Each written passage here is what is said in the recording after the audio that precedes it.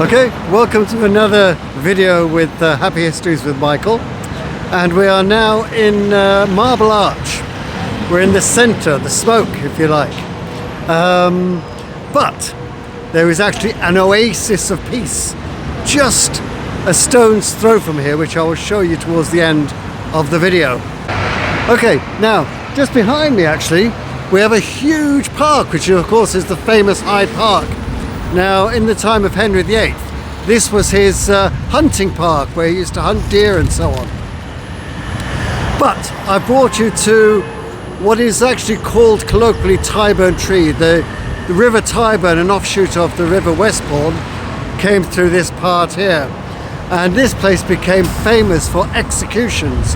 And in fact, these trees here represent the pillars of where people used to be hung, and it was a place of mass execution, and 24 people be hung at one time. But what I'm here to talk about specifically is the 105 Catholic martyrs who died here. Many were in fact hung, drawn and quartered, a particularly gruesome and painful means of execution. And it was to make these people an example. They were accused of treason, essentially. And just below me, we in fact have a memorial stone to them. And very often, if you're one of the people who kind of notices things, from time to time, you will have groups of people praying. And these are invariably Catholics who are praying for the souls of those 105 martyrs. You know, many were canonized. The most famous, I suppose, was Saint John Houghton, who was the abbot of Charterhouse when that was in fact a monastery. He and his brothers were asked to compromise their faith, and they didn't want to die, and they didn't want to become martyrs. So they were asked to sign the Acts of Succession, which meant that the throne went to Edward. They were asked to sign the Act of Succession, which they reluctantly did. But then later they were asked to sign a paper saying that Henry VIII was the head of the church rather than the Pope, and this they could not do. And St. John Houghton and a group of his monks, they came here and they met their death here on this place here. Also, there was a chap who I consider virtually to be a member of my family, and this was Oliver Plunkett. He was a bishop in Armagh in Ireland, and he was tricked into coming over here, and he came over here and he was tried and he was executed here.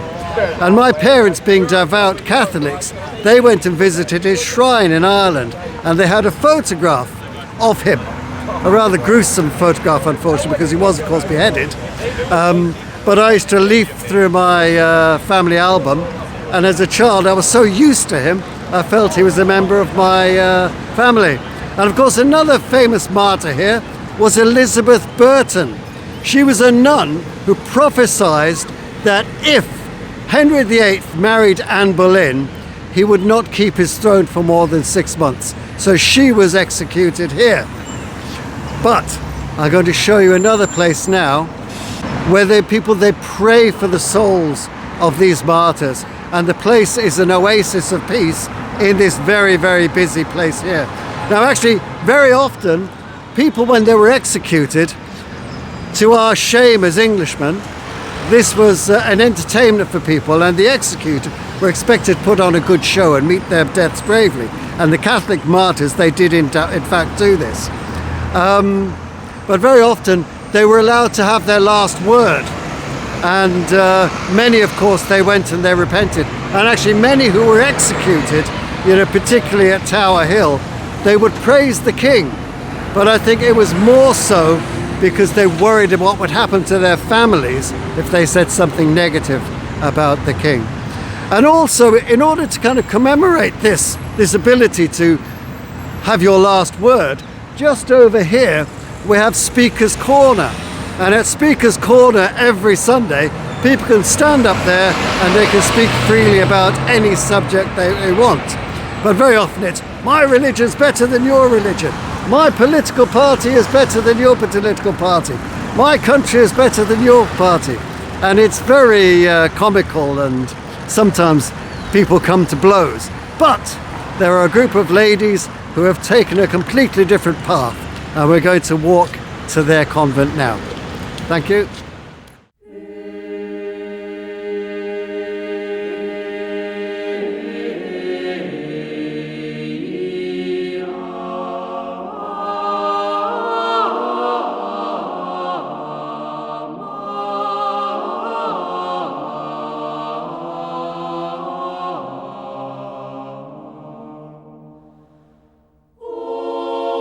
Right, here we are at the Tyburn Convent itself, and here we have a community of Benedictine nuns.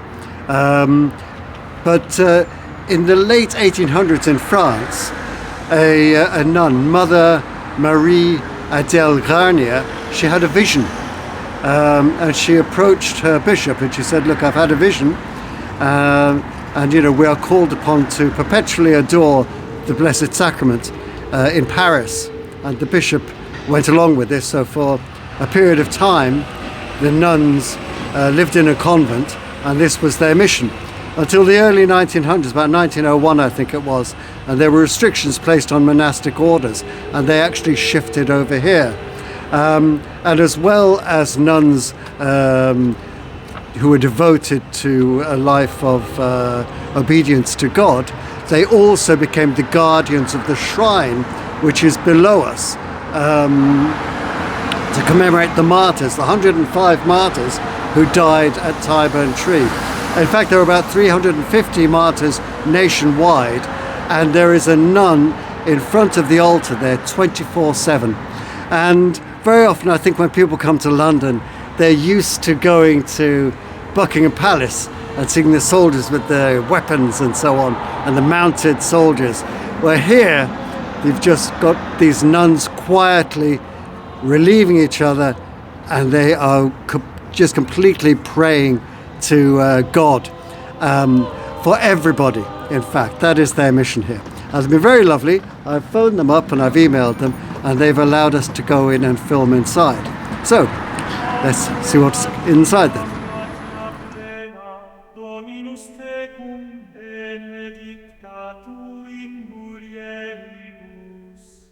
Et benedictus fructus ventris tui, Iesus, Sancta Maria Mater Dei, ora pro nobis. Okay, here we are actually in the shrine of Tyburn Convent, and Mother Joanna has been kind enough to show us around. So I've just got some questions. Who are these people here? I understand they're martyrs, yeah? Some of them are the very, very well-known martyrs. Blessed Edmund Campion, Saint Edmund Campion now. Everybody, I think most people would know about him. I've heard of him. Blessed Thomas Sherwood. There's Blessed John Houghton, who was Carthusian prior. Yeah, and you were named after him, I'm yeah? named after the proto-martyr of Tyburn, because Yeah. he was one of the first ones to suffer for the faith under King Henry. Then we've got Our Lady in the middle, the Queen of Martyrs. Blessed Sebastian Newdigate, Blessed Robert Reynolds, and Blessed Robert Sherwin. Yeah, and of course this triangle here, this represents the site of execution. Yes, it represents the triple gallows, which was set up, I think, under Queen Elizabeth. Have you heard about that? It used to be just an ordinary gallows, but they set up this very big triple one so that they could hang many people at a time. Mass execution on an industrial scale. Yeah. What I'm intrigued by is the idea, Jesus have mercy on this country, and Jesus convert England. Yeah, that's the saying of some of the martyrs. Yeah. So, And you have some relics here as well from the martyrs. Yes, there's many relics. They've come mostly from the Spanish embassy, because at that time they were in England, and they were the only ones really allowed to collect the relics of the martyrs. So they used to go out and collect them, and no one else was allowed to. The only other one who used to get them was the chaplain to Queen Henrietta, who is a Catholic, with Charles, the wife of Charles I. Yeah. Most of the martyrs were delighted to suffer for Christ. They saw it as an honour. They were a very happy bunch of martyrs. Yeah. I always remember what St. Thomas More said, because he witnessed them going from the Tower of London. That's right. And he calmed his daughter by saying they were going to their deaths like brides. You've got a picture over there, and you've got this saying on the wall there. This is Thomas More, a picture of him, I think, with his daughter there. Yes. So you've got that right there.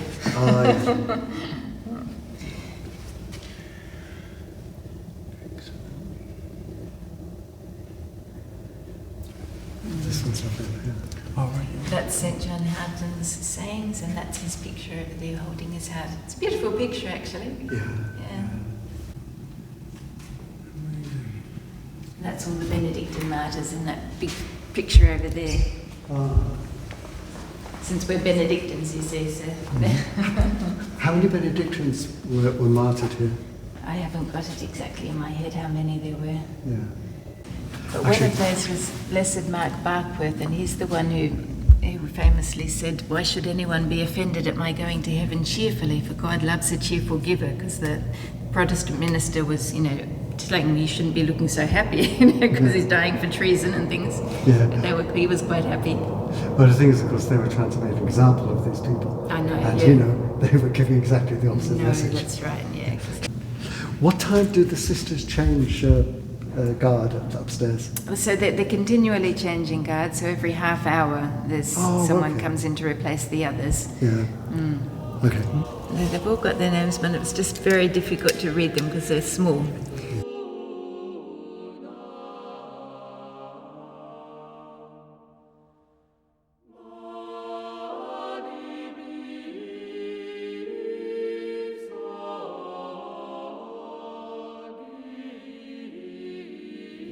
It's not exactly a silent order, is it? Yes, we are silent during the day. We're meant to be mostly silent. We have a period of recreation each day in which we talk. But yeah, we are meant to be silent. Doesn't always work quite so well as it ought to be. Yeah. Because we're a contemplative order. We don't usually go out of the convent, only for things like dentists and doctors. And occasionally a special excursion as to see the Tower of London, as I've seen that. But that's a special thing, with the permission of Mother General, to actually go out of the convent. And this is the founder of the order here. Foundress, her tomb is on the other side. Did you want to see that? Yeah, that's it. Rita, how many Benedictine martyrs were there, do you know? 9. 3 Franciscan, 9 Benedictines, 15 Jesuits. Yeah, the Jesuits really suffered a lot. Yeah. I think they were Elizabeth's first favourites. So that's the tomb of our Mother Foundress. She came from France and died in England, and when she came over here because of the anti-religious laws that were enacted in France. And so she came over here on mission, she said, not in exile, but on mission. So it was kind of an exile again, yeah? It was like an exile, yeah, but she wanted to regard it as a mission because this was a very Protestant country at the time. And it was just by accident that she got this place at Tyburn. Yeah. So how was it that, why was it that the French asked the order to leave? Well, they didn't ask the order to leave, but they enacted laws which meant you had to request registration of your order, and if you were refused that registration, and most orders who were contemplative, who weren't doing anything useful in the eyes of the government, would not be given permission. In that case, all your property would be confiscated.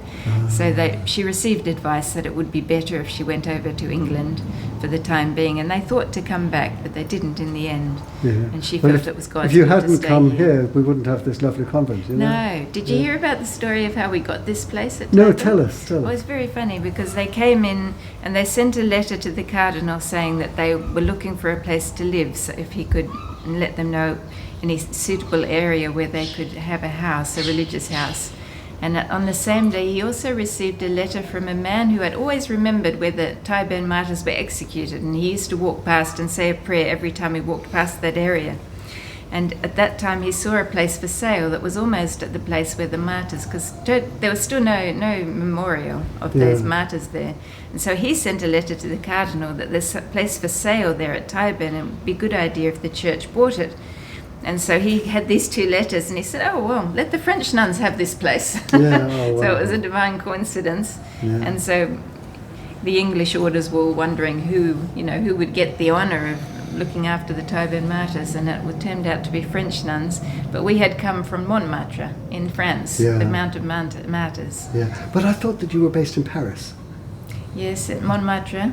Oh, At Montmartre. You know Montmartre, no? I don't know. Oh, the Great Basilica of Montmartre, the place of the national vow, the French.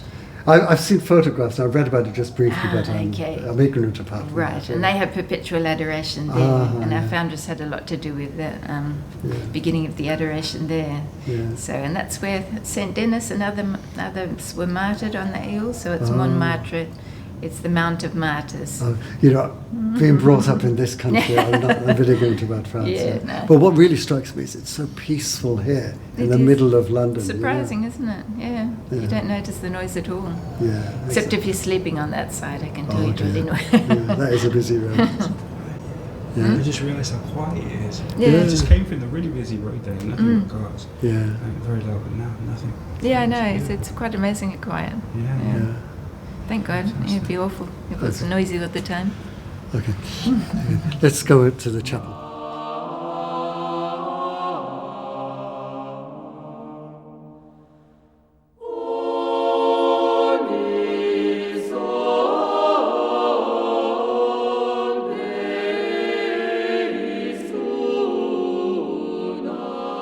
You are always in peace.